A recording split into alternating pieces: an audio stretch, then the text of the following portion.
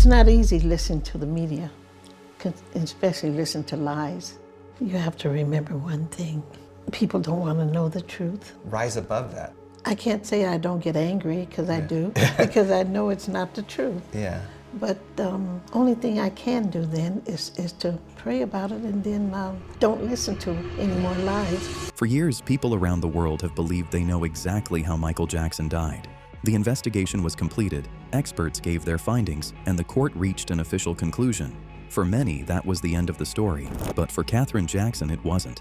As Michael's mother, she never believed all of her questions had been answered. She spent years speaking about the people who were around her son during his final days, the medical care he received, and the choices that were made before he died. She often wondered if something could have been done to save him. Katherine's focus was never on headlines. It was on her son. Behind the world-famous performer was the little boy she raised, and she wanted to understand how his life came to such a tragic end. I don't think it will never end it with me, because there's not a day that passed that I don't think about my son. It's not a day that passed that tears don't fall.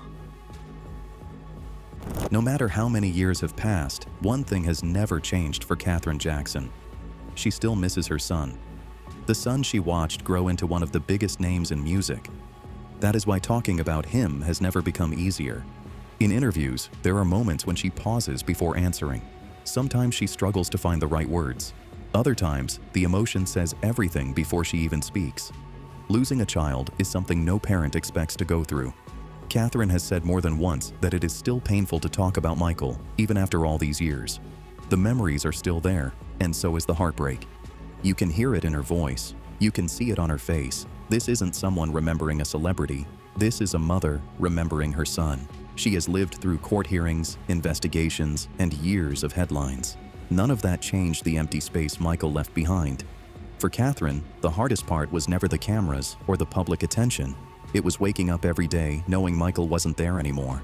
Since he's been gone, many days I go back to his first cry from the doctor slapping him on his butt until his death. All his memories are fine. The more Katherine spoke about that day, the more one thing became clear. She never believed she had been told the full story. When Michael was taken to the hospital, everything happened so fast. People started giving their version of events almost immediately. But Katherine said some of those stories simply didn't make sense to her. One name kept coming up, Dr. Conrad Murray. In interviews, she also questioned parts of Murray's account of that day. From her point of view, some of what he said just didn't match what she believed had really happened. Dr. Murray selling his stories? To me, no, it's not fair. He shouldn't be allowed to do it. He shouldn't be allowed to make money off of what he's done wrong. That's what angers me. It's not right. He had a conversation with me during the day of Michael's passing, and how he tried to console the children and me. That didn't happen. I don't know where that came from. I didn't even know who Dr. Murray was. I had never met him until someone at the hospital told me later that that's Dr. Murray. For Katherine, that made it even harder to accept everything she was being told. She believed Michael trusted the people around him, and that trust came with heartbreaking consequences. The lies that they were telling, I think everybody could see that they were lies, because they didn't have a leg to stand on. Because Dr. Murray, well, no matter how you cut it, he was guilty of Michael's death. I don't think he intended for it to happen, but he was negligent. He knew it might happen at any time, or it might not happen, but you don't take chances.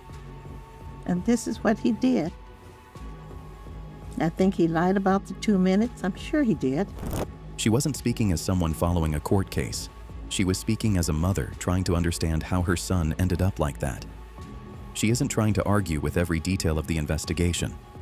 She's talking about the feeling that something went terribly wrong and that Michael deserved better from the people around him. That is why, even after the trial was over, Katherine never felt like all of her questions had been answered. Dr. Murray, I guess, wanting money and being greedy, he had to be greedy, because $150,000 a month? Why didn't he say, well, Michael, if you can't sleep, well, let's go and see a therapist for that. Or let's go and see a doctor that specializes in that. A doctor that specializes in insomnia or whatever. But he never said that. He wanted to take it on his own because he wanted to make money. But believing something and proving it are two different things. That's why the trial became so important. After weeks of testimony, medical evidence, and witness statements, the jury found Dr. Conrad Murray guilty of involuntary manslaughter for his role in Michael Jackson's death. For many people, the case was over. For Katherine, it wasn't that simple. The trial was pretty hard for me to sit through it. And I was praying that the jury do the right thing, and they did. And I feel pretty good about it. But now we're waiting for the sentence. Even though I feel pretty good about the victory, or I should say the guilty, but it still wouldn't bring my son back. I'm still sad. She sat through much of the trial, hoping the jury would make what she believed was the right decision. When the guilty verdict was announced, she felt relieved that someone had been held responsible. But that feeling didn't last very long. The conviction answered one question, but created many others. Michael was still gone. No verdict could change that. Katherine Jackson believed Dr. Conrad Murray completely failed to protect Michael Jackson and that the doctor made dangerous, unacceptable medical decisions. It was hard facing him, and I really don't think that he intended what happened to happen, but he knew better. And if he had have been there when Michael stopped breathing, Michael would be alive today. And so he's the cause of Michael's death. As she listened to the evidence in court, there were also things that shocked her. She learned details about Michael's treatment and his struggle with sleep that she said she had never known before. Even after the guilty verdict, Katherine couldn't see the outcome as a victory. From her point of view, no sentence could ever compare to losing her son. The courtroom had reached its decision.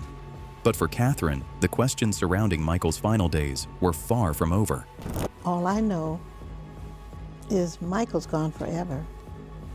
And in 4 years or 2 years or whatever they give him, he'll be free to walk the streets again. I can't compare. You can't even compare that to somebody's life gone and another man is getting only a few years. I was really upset when he played that tape because that was way before Michael passed. And I was wondering what was on his mind, what was he planning? So right there I thought, this is not a good man. He's planning something. As the trial continued, the jury heard one medical expert after another explain what they believed happened during Michael's final hours. Some of the most important testimony focused on the medication he had been given and the way it was being used. According to the medical experts, the problem wasn't just the drug itself. It was how it was administered. Where Dr. Murray injected repeated 50 milligram dosages. Yes. And again, this would have to assume that Michael Jackson was laying down, he's knocked out from the drug, and Dr. Murray is just repeatedly injecting more propofol in him despite the fact that he hasn't reawakened. I just cannot imagine, under any circumstances, why somebody would sit and give boluses of drug to a patient who is unconscious. It doesn't make any sense.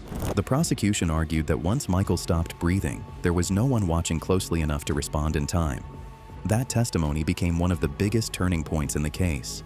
It gave the jury a clearer picture of why prosecutors believed this wasn't simply a tragic accident. For Katherine, hearing those medical details was difficult. They weren't just technical explanations. They were the final hours of her son's life being replayed in a courtroom. As more things came to light, the case became less about theories and more about the choices that were made that morning. If he had been with the patient, if he had been with Michael Jackson during this period of time, he would have seen the slowed breathing and the compromise in the flow of air into Michael Jackson's lungs. Easily have just turned off the propofol infusion, done some chin lift, maybe put in an oral airway, in worst case, bag, mask, ventilation. He could have easily done these things, and there would have been no injury to Michael Jackson. the flow of oxygen into Michael Jackson's lungs stops. And with the lack of oxygen going into his lungs, in 10, 15, 20 minutes, the lungs no longer have enough oxygen for the heart, and the heart stops. Ending of circulation. Michael Jackson has died, but he's died with the infusion running. And that's why the levels are high. He has died with the infusion still going. Years later, Dr. Conrad Murray shared his own version of what happened. He said he didn't believe the medication he gave Michael was what caused his death. He stood by his account of those final moments and suggested the events unfolded differently from what prosecutors had argued in court. His explanation had already been challenged during the trial and was ultimately rejected by the jury. Still, Murray continued to tell his side of the story. For some people, his interviews raised even more questions. For others, the court had already given its answer. But one thing was clear. The debate over Michael's final hours didn't end when the verdict was read. It continued long after the courtroom was empty. Whatever happened to Michael when I was not there,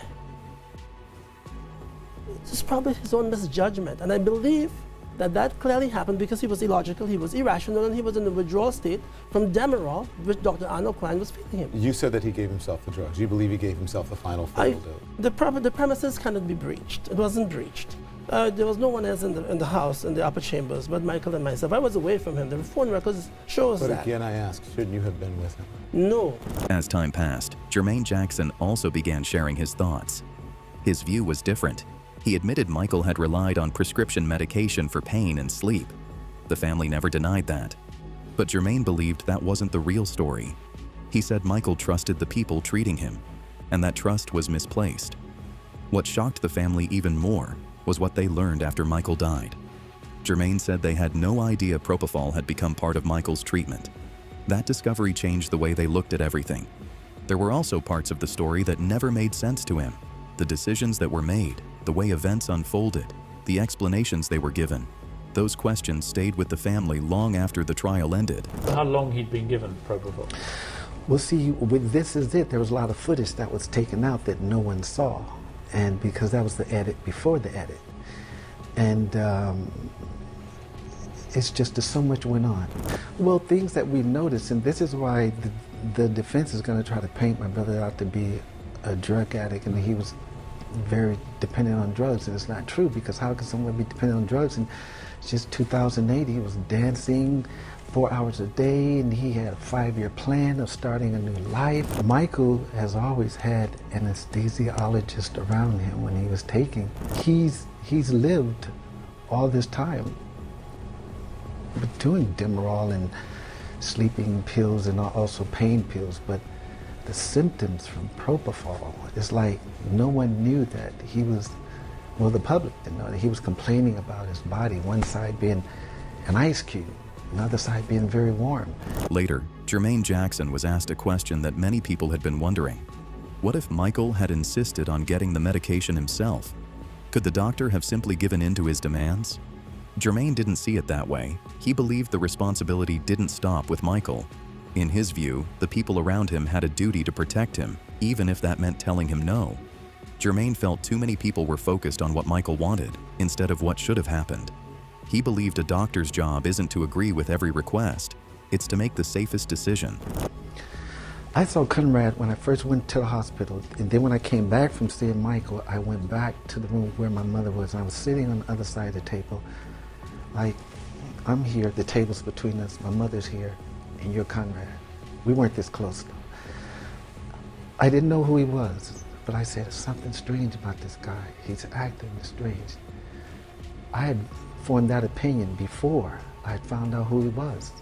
And when you say strange, do you mean His behavior. suspicious? Did he look guilty? How he was Did he acting. look concerned? Everything, all of the above. That was the part he couldn't understand. He questioned why the treatment continued instead of someone stepping in and refusing. To Jermaine, Michael placed his trust in the medical professionals around him. That trust should have been enough for someone to stop what was happening. Instead, the family was left asking why nobody drew the line before it was too late. It was another reminder that the people closest to Michael still saw those final days very differently from the way many others did. I felt uneasy with him. Did you know that he'd been with Michael that night? I found out, yeah, that he was with Michael. He was there. But see, this is a strange case because this is treated as a homicide, and the LAPD, who did their investigation, and then there's the whereabouts of who came in and out the house. Those tapes are erased. LaToya Jackson was one of the most outspoken.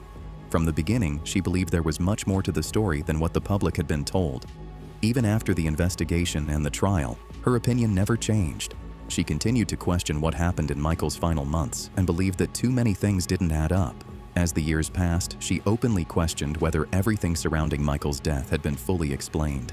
Her views went far beyond the courtroom. They reflected a belief she held for years, even when many people disagreed with her. The trial answered some legal questions, but it didn't change what LaToya believed. To her, Michael's death was never just a terrible accident. She remained convinced there was a bigger story behind what happened. Whether people agreed with her or not, she never backed away from those claims. I knew something terrible would happen at the end, not to mention the fact that Michael constantly told me, LaToya, if I die, they're going to murder me, they're going to kill me. He would tell me that, Barbara. When I found out he had actually passed, I said, no, it wasn't an accident. He was murdered. Your brother was murdered. I always believed that from day one. I said, I'm not going to accept anything else, Barbara. They could have told me a heart attack. They could have told me he had fallen off a ladder, and I would have said, no, it's not a heart attack, he was murdered. LaToya believed Michael's death was not simply an accident and said she had reached that conclusion long before the trial was over. She also claimed Michael had shared fears about certain people and believed powerful interests surrounded his career and business affairs. Those beliefs became a major part of the story she continued to tell for years, even after the court case had ended. Conrad Murray is simply the fall guy. This was definitely something that was premeditated, that they had planned to do, and they planned to take my brother out. Told me repeatedly and repeatedly and repeatedly that this was going to happen to him. He explained it to me. He explained it's because of my catalog, which is my publishing, and they're after it, and they want it, and they want their hands on it, and they want to take it away from me. Michael had notes in his house saying how he hates John Branca. He hates Randy Phillips. He doesn't want them around. He'll never fly with them. He just went on and on expressing how he felt about these people. These people were all involved. Mind you, the will, I truly believe and I know that the will is fake. Because Michael was in New York when the will was signed, and they say he signed it in LA, and he did not. Joe Jackson saw things differently too. Like the rest of the family, he believed there were still important questions that hadn't been answered, but Joe was even more direct. Instead of accepting the official timeline, he focused on details that he believed didn't make sense. The more he thought about Michael's final hours, the more suspicious the circumstances seemed to him. That only added to his frustration. Joe openly questioned whether everything that happened had ever come to light. He believed there was still more to understand about Michael's final hours. This is what's very strange to me. When somebody dies, it takes at least about 3 hours before rigor mortis starts setting in. When Dr. Murray called Prince up to view the body, Prince didn't even know his father. He said it was swollen up, the dark complected and all that stuff. So what that mean? That means rigor mortis has set in. So what Dr. Murray is saying, that he was on the way for 2 minutes. So if he's away 2 minutes, that don't sound right. With Michael looking like what Prince said when he saw his father. So I'm wondering, was Dr. Murray there at all? Or I'm wondering, did something else happen? You know, somebody that's come in there and then do something while he was gone. You cannot look like that under 2 minutes away from a patient. But the story doesn't end with the Jackson family. People who worked closely with Michael also started sharing things they had never spoken about before. One detail in particular caught a lot of attention: death threats. According to one of Michael's former bodyguards, there were times when the people around him became genuinely concerned about his safety. Plans changed without warning. Trips were cut short. Locations were changed at the last minute. We shielded his kids from a lot of the I want to say, madness, craziness that was going on. So they were unaware of times in which we would be staying at hotels and we would receive death threats or threatening letters dropped off at the front desk, and I would make the call that we're going to leave. And we would leave in the middle of the night without anyone knowing. And the kids just didn't know that why we were leaving. But that wasn't the only reason people close to Michael said they were worried. Another former bodyguard claimed the pressure around Michael had been growing for years. So yeah, a lot of people didn't forgive him, and there was death threats and stuff, and threats against his life about the catalogue. He was the most powerful man in the music industry. For the world, Michael Jackson's death became another heartbreaking headline. For Katherine Jackson, it was much more than that. Years later, she still remembers the little boy she raised, not the superstar the world knew. I sit in that house sometimes, and I can see Michael running around in it. And when the kids used to go to school, and he was home, and he would find their shoes, even just a little thing, and find those big shoes of Jackie's or somebody's and just walk around in them. You know how little kids like to walk around. And I can see him in my mind's eye and just bring tears to my eyes because all the kids are here but him. And now that we've coming back, and he's the only one that can't come back. Whether those questions will ever be answered is something no court can decide. But one thing has never changed: a mother's belief that her son deserved better. Because no matter how much time passes, Katherine Jackson doesn't remember the headlines first. She remembers her son, and that's a loss no verdict could ever change. If you want to see more stories like this, don't forget to like the video and subscribe to the channel. Thanks for watching.